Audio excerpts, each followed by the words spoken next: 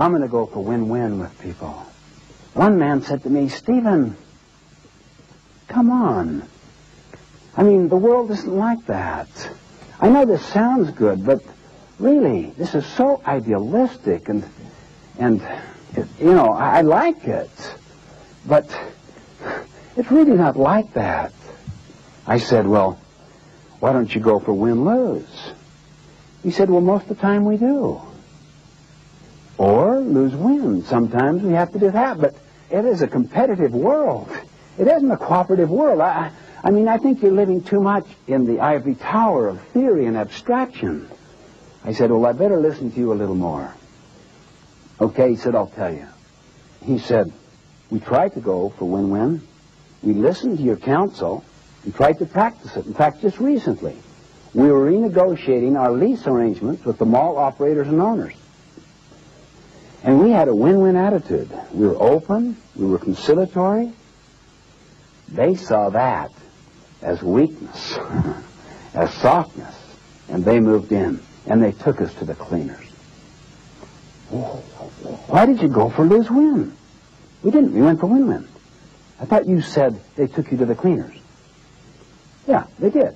In other words, you lost, and they won. That's right. Well, what's that called? And it was as if lights went on. I did. I went for lose-win. I didn't go for win-win. Lose-win is not win-win at all.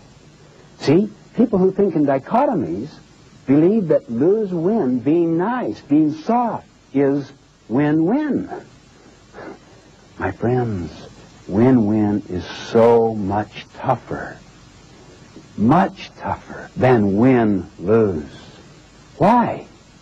In the early stages, you have to be tough on yourself to cultivate the empathy, the sensitivity, the openness, the consideration, at the same time, to not capitulate. What have we been calling that balance of courage and consideration? Maturity. And what is maturity a product of? Integrity. Being principle-centered, integrated around principles. Can you see why win-win is the fourth habit, not the first or the second? Can you see why it follows self-mastery?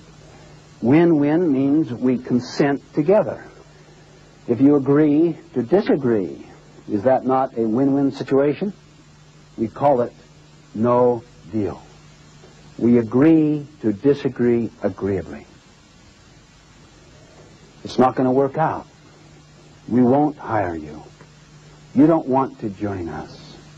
You fully understand what expectations are. We understand what your needs and expectations are, and you can see that we're going in different directions. Let's agree to disagree agreeably. I would put no deal as one of the transactional options. We transacted. No deal on this one. Maybe we can come together at a later time. We transacted, see? The problem is, many situations, you don't have those options. It's hard to go for no deal with a child. It's hard to go for no deal with an employee who's been there for, say, 15 years. That would be essentially win-lose to the employee, just to go for no deal. Now, if you could come up with a no-deal option that has the elements of win-win in it when the separation takes place so that the person feels like that was an honest and equitable and fair settlement, and you feel the same way, then that is carrying no deal in a situation where you're locked in without any other options to a successful win-win conclusion. I'm telling you, no deal is one of the most liberating options imaginable. I'll tell you why. Look, let's say I'm trying to interact with somebody on a very tough situation. Say this gentleman here. And I say to him, right up front, if we can't work this out, you know, maybe we should work out the best no-deal arrangement possible. But I really want to go for win-win. Let me listen to you first. I need to understand how you see it. I then want to be understood. I see. Well, no deal's always an option. I can be very open. I don't have to manipulate. You'll have a quality of a relationship. You'll have, hopefully, a synergistic solution to problems. The spirit of consensus in the culture, the spirit of synergy and decision. That's the end in mind. It's not that I got my way or he got his way. Now, if I'm deeply committed to win, win, or no deal, I can be so open and honest. I don't have to have hidden negotiation techniques. I can just say, that's not a win as I see it, but I need to understand more. Why it's such a win? I see. Then he tries to understand me, and as we interact back and forth, something dynamic happens that is absolutely magical in its effect upon the human spirit. Gradually, we conclude, no deal is best. Or, we've come up with something that is so much better than what you and I initially thought of.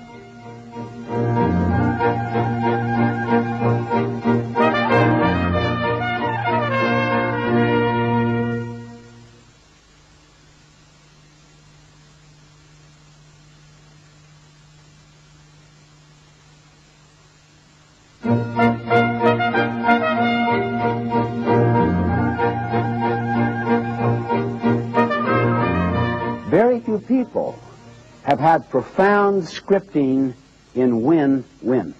How many of us here have had scripting, that is, socializing processes from many experiences in many settings toward win-lose? How many have been scripted or mentored a little more toward lose-win? How many have been scripted that when you really get into interdependent situations where you have to cooperate in order to accomplish a commonly desired goal, that the best you can come up with, realistically, is compromise? How many have been scripted in that way?